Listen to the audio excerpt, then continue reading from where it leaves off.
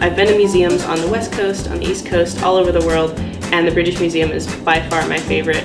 It's one thing to be in a room in Oregon and be talking about things like the Rosetta Stone or the Gutenberg Bible or all these different artifacts and events and places, and it's very different to then be able to go straight from the classroom and see those objects in real life and then talk about them and witness them. That's really incredible. I could have spent days there.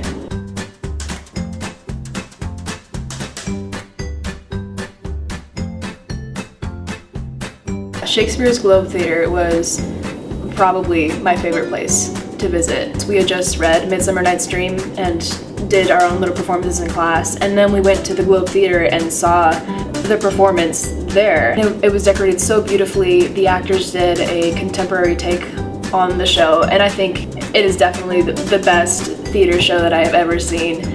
And it was really wonderful for me because I had done theater for most of my life before that and through high school. It was a really beautiful experience for me.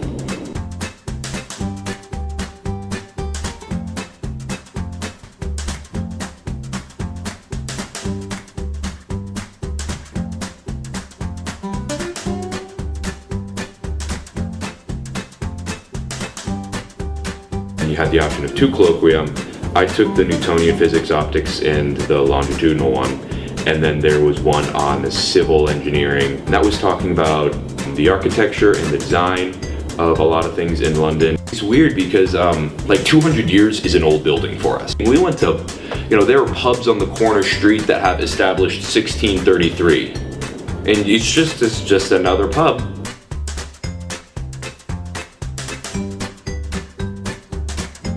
All of the professors were amazing. I had an expectation going in that they were going to be, very studious and very helpful, and they just exceeded my expectations. They were mentors, not only in the classroom, but also just as we were out exploring and encouraging us to go find new places and get as much experience as we could while we were there.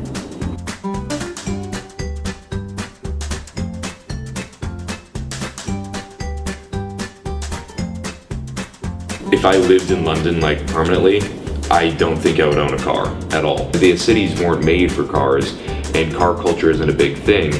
So everyone has the little Oyster cards and they ride the tube. It's incredible. You can get across the city in 20 minutes just by riding the subways.